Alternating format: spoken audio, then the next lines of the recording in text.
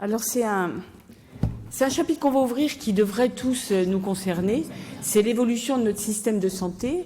Et pour l'inaugurer, il m'a été demandé, au titre de ma position représentante donc, du CNP d'ophtalmologie, de vous parler de ce gros dossier qui vient de s'ouvrir, qui est celui de la révision de la nomenclature des actes. Alors, vous le savez que depuis 2005, c'est la Caisse d'assurance maladie qui gère nos cotations. Elles sont donc utilisées depuis ce 31 mars 2005 avec plus de 13 000 actes au total, toutes spécialités confondues, qui font partie donc du recensement des activités, en particulier de chirurgie, mais pas que, également de tous vos actes techniques.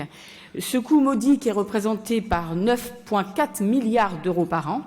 Et donc la CNAM se dit qu'il est temps de relooker ce contenu de nos cotations en faisant évoluer les techniques et les pratiques, en identifiant les actes obsolètes et aussi en considérant que dès qu'on doit introduire d'innovation, la procédure est trop longue, elle est sûrement inadaptée, ça, on est tous bien sûr en accord sur ce constat, et surtout, il y a une absence de maintenance de la CNAM jusqu'alors. Donc, une décision a été prise, révisons les cotations, toutes spécialités confondues. Pour ce faire, il y a eu la création du Haut Comité, du Haut Conseil des nomenclatures, avec le but pour lui de simplifier et toiletter, enlever ce qui ne mérite plus d'exister, introduire plus de pertinence et d'efficience dans les hiérarchisations de nos actes et puis réduire les délais d'évaluation et d'inscription des actes médicaux. C'est la feuille de route qui est destinée à lutter par rapport aux limites que je vous ai identifiées. Alors c'est une interface, ce Haut Conseil, entre les tutelles représentatives, la HAS, le ministère de la Santé, mais également l'industrie, et les CNP là-dedans ont comme mission de définir le groupe de travail et un certain nombre d'experts qui doivent représenter chacune des spécialités. Donc ce HCN joue un rôle de coordination des acteurs avec comme objectif de piloter si possible avec une garantie d'indépendance dans les travaux conduits. Voilà comment le HN est composé. Vous voyez, c'est 12 membres qui viennent de tous les horizons. Vous voyez qu'on a la HAS, on a aussi les usagers qui figurent aujourd'hui dans toutes les instances, et puis le président de la CHAP, et ces nominations d'un certain nombre d'acteurs, dont un d'ailleurs, Frédéric Fossati, va devenir bientôt le président de la Fédération des spécialités médicales qui orchestre tous les CNP. Alors les missions, elles sont listées. Alors c'est pas les diapositives les plus sympathiques que je vous présente depuis le début de ce congrès, mais bon, c'est une liste de missions. Et vous voyez qu'on doit définir et étudier les 36 familles d'actes, qu'il y a pour chacun des spécialités la définition d'un référent. Pour nous, ce sera Pierre Pégourier, et puis des experts pour le comité clinique. Et vous verrez qu'on s'est bien mis en marche pour ce qui concerne l'ophtalmologie. On doit hiérarchiser. Et puis après, tout ça va basculer dans d'autres mains pour aller donc définir les recommandations. Le rapport va être fourni et transmis à la CHAP. Un rapport d'activité annuel sera rendu public. Et l'étape suivante, ce sera d'aller bien sûr vers la définition de la révision des coûts. Alors cette première étape, la voilà, c'est les comités cliniques qui ont été donc construits pour l'ophtalmologie, 13 experts plus un référent, Pierre Pégourier, que je vous ai déjà mentionné, avec une proportionnalité, la fameuse parité.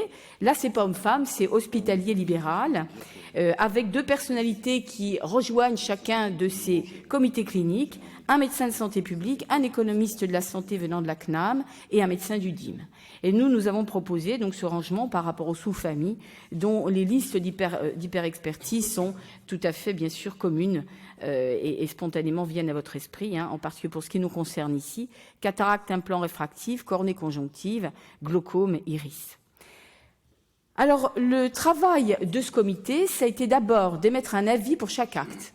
On a considéré chaque acte, on l'a regardé dans sa formulation originelle, on a redécrit le libellé si c'était possible, on l'a parfois regroupé, on a essayé de fusionner, on en a supprimé certains qui n'étaient plus pratiqués. Ça, il y a des chiffres qui disent quelle est la volumétrie réalisée pour chacun d'eux, et puis on a défini les actes repères. Ça veut dire identifier et choisir ces actes qui vont être considérés dans 3 registres. Le premier, c'est sa fréquence. Et puis ensuite, celui qui est le plus simple dans la famille considérée, celui qui est le plus compliqué. C'est comme ça que pour chacun de ces grandes familles, on a eu 2 à 6 actes repères en fonction donc des critères que je viens de vous énoncer. Alors voici les groupes qui sont concernés, et vous voyez que parmi eux, certains sont peut-être ici dans cette salle. On les remercie chaleureusement parce que c'est un sacré boulot que de décortiquer cette cette longue liste des actes existants. Alors voilà pour la cataracte, vous voyez ce qui a été choisi comme acte repère. La phaco, fréquence, celle qui est dans le collimateur des tutelles, qui est fait ici sans dispositif de drainage. Repositionnement de cristallin artificiel, implantation secondaire, capsulotomie au laser YAG. On ne peut pas changer le label des actes repères. Pour la conjonctive, le ptérygion.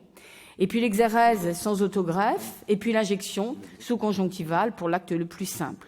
Pour la cornée, retrait d'un corps étranger profond, kératoplastie profonde, celle-là elle existe, mais il va falloir creuser un peu la possibilité de mieux décrire nos actes lamellaires, adaptation uniobilatérale de la lentille de contact, et vous voyez, pour astigmatisme irrégulier, celle-ci a été intégrée pour le kératocone pour un peu valoriser l'activité de contactologie. La réfractive, on la met hors champ, puisqu'elle a peut-être des libellés qui l'intitulent, mais vous savez qu'elle est hors cotation.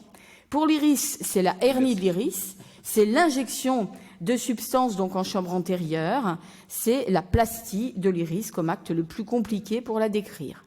Pour les actes d'imagerie, c'est la topographie. Alors, il y a une grosse prise de tête sur peut-on ajuster tomographie, topographie. C'est un acte repère. On ne peut pas, en l'état, changer son label.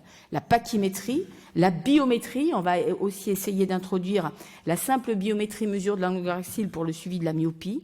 Et puis la tomographie, enfin le fameux OCT. Et celui-là, on veut bien sûr le décrire en segment antérieur et en segment postérieur, ce qui n'est pas encore le cas actuellement.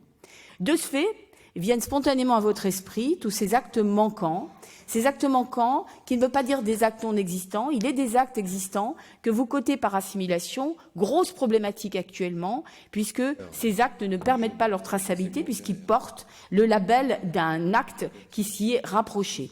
Donc on a pu introduire, grâce à Visu-Chir, dossier de l'année passée, un certain nombre de cotations qui sont des codes transitoires, sans valeur marchande au bout, mais qui pour essayer de définir le contour et la volumétrie réalisée avec ces actes encore manquants. Puis vous avez des actes innovants qui viennent d'arriver et pour lesquels il va falloir déclarer par le processus HS, avec une bonne nouvelle, une procédure dite accélérée qui ne devrait prendre que 6 mois au lieu des 2 ans habituels.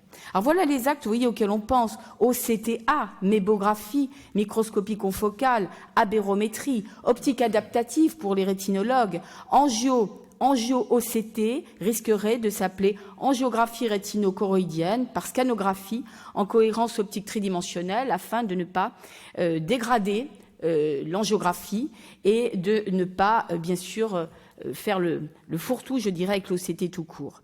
Et puis, il y a d'autres registres dans les actes, comme le sciacole le même jour, comme la mesure de la longueur axiale du globe oculaire, comme la gradation des anesthésies générales qui sont dans le pipeline de nos réflexions.